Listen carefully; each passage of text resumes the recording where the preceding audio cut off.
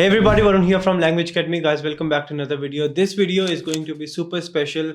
I have taken 20 Pearson mock test over the last 3 days. I have put in all my research on what are the templates which will work from 7th August 2025.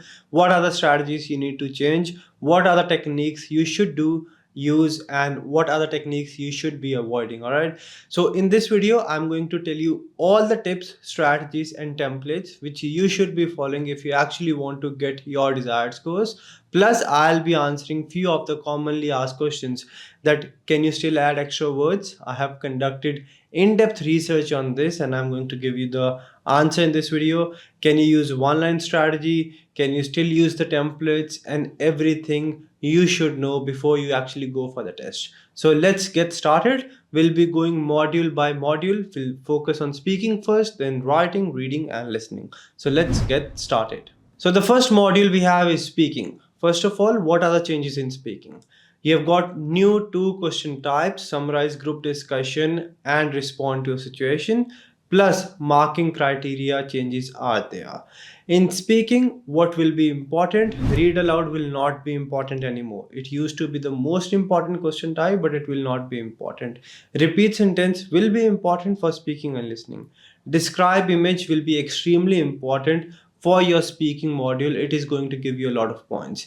Read a lecture will be important for speaking and listening. Answer short question will not contribute towards your speaking. Summarize group discussion, extremely important for your speaking and for your listening. And respond to a situation will give you points in speaking and will be extremely important.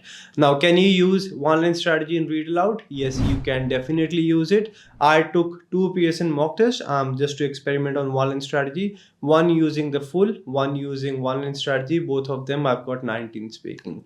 Read aloud will not give you points in reading anymore, so you don't really need to stress about it. Next question is, can we still use templates in describe image, summarize, group discussion?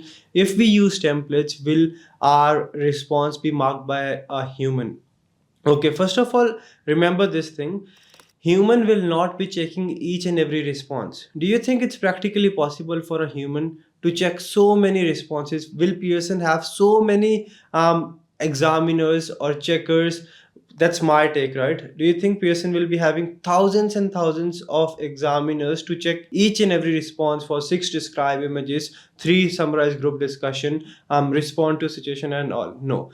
Yes, if Pearson's algorithm or artificial intelligence thinks or flags your response that you're using a maximum part of your response is template, then it will be passed to an examiner to check your response.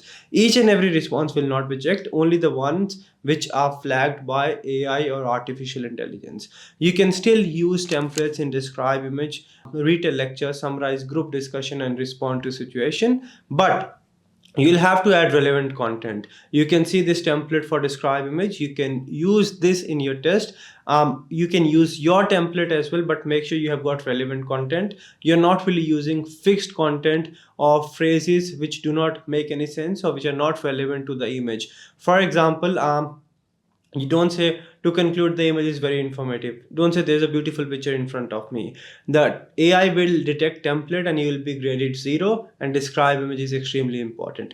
We have implemented the same AI on our website. If you use these sentences on our website as well, which is languageacademy.com.au, template will be detected and you will be getting 0 for it. All right. So describe image, read a lecture, summarize group discussion and respond to situation. You can still use the templates, but you have to add relevant content. Describe image, you have to go around 30 seconds, read a lecture 35 seconds, summarize group discussion around 90 seconds. I've already released an in-depth video on summarize group discussion with the template. You can use the same template in that video. I'll attach the link to that video in the description box. Respond to a situation, you have to speak around 30 seconds again.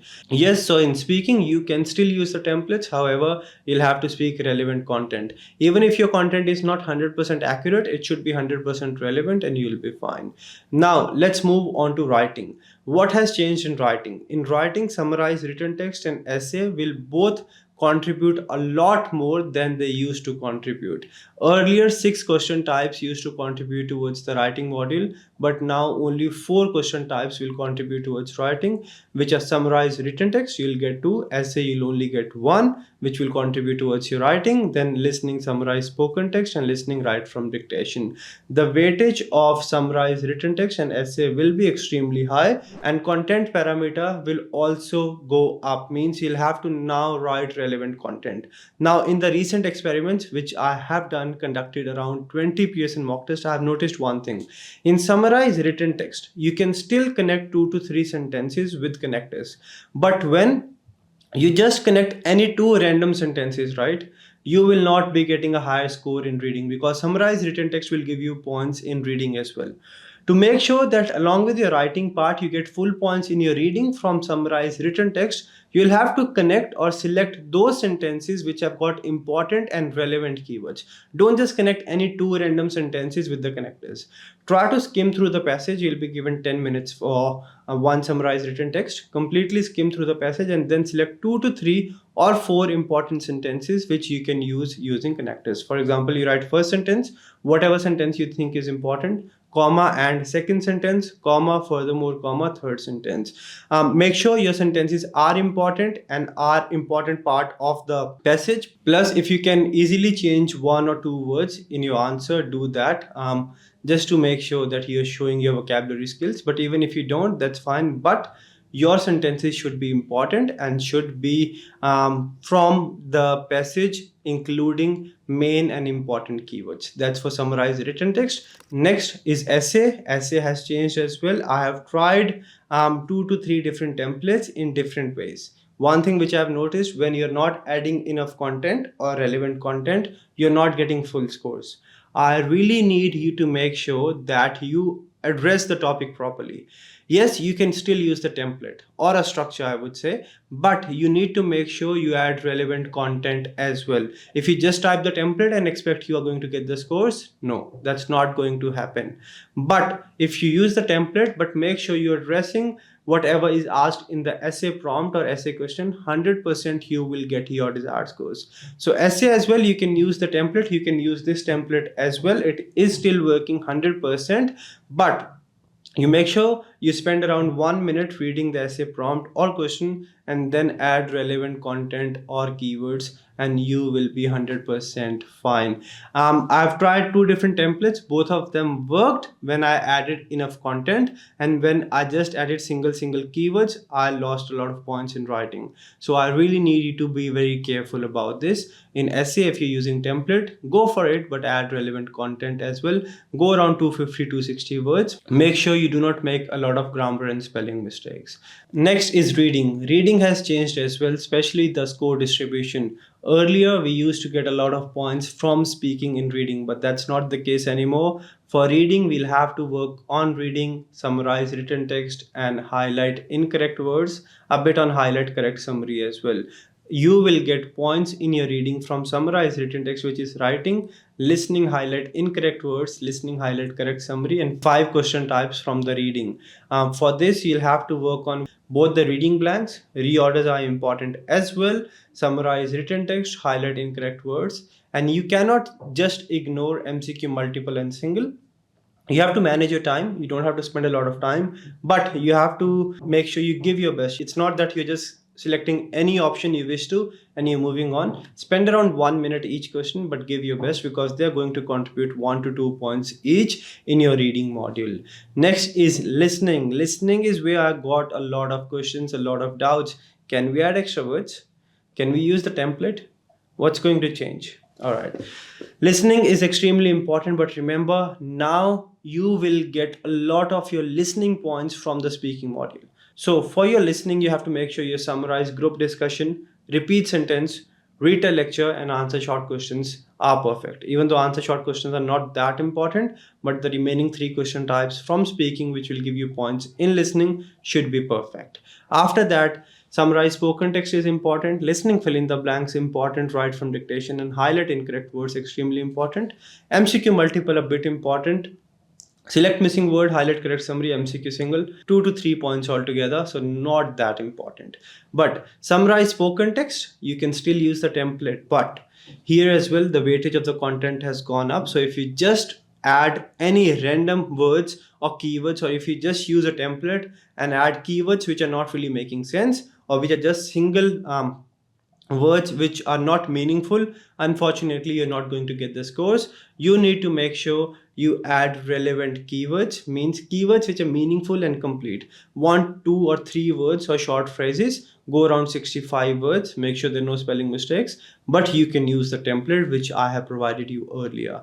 Then listening fill in the blanks will not contribute to your writing anymore, but you have to be very careful with your spellings here, because this is going to contribute towards your listening module. Highlight incorrect words, there's still negative marking, and this will contribute towards your reading and listening. So if there's any word you're not really sure, don't select it. Highlight correct summary will give you a couple of points in your reading, so practice a few of these as well. And last, write from dictation. I did 2 PSN mock tests, just the writing part. I cannot show you the scores over here, or cannot share the screen here due to copyright issues, but yes, I have uploaded a lot of videos on Instagram. You can go and watch over there. Plus you have to take into account the scoring guidelines which PSN has published. I've taken 2 PSN mock tests where I just attempted write from dictation. In the first PSN mock test, what I did is I just wrote the same dictation, whatever sentence was there in the audio. In the second one, what I did, I wrote the same sentence, whatever was there in the audio, plus I added a lot of extra words. So that my sequence messed up. My spellings are incorrect for the extra words, but I made sure each and every word from the sentence or the audio is there as well. And I have got equal points in both the mock tests, which clearly shows that there's no negative marking, or you'll not lose any points for extra words. Plus Pearson marking guideline says the same as well, that you get 1 point for each correct word and 0 for each incorrect or misspelled word. They're not saying that you'll get or you lose points for incorrect or misspelled words.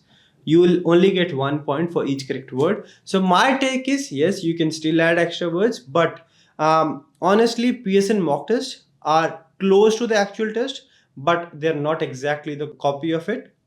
Therefore, you should be taking them. You should get some idea from them.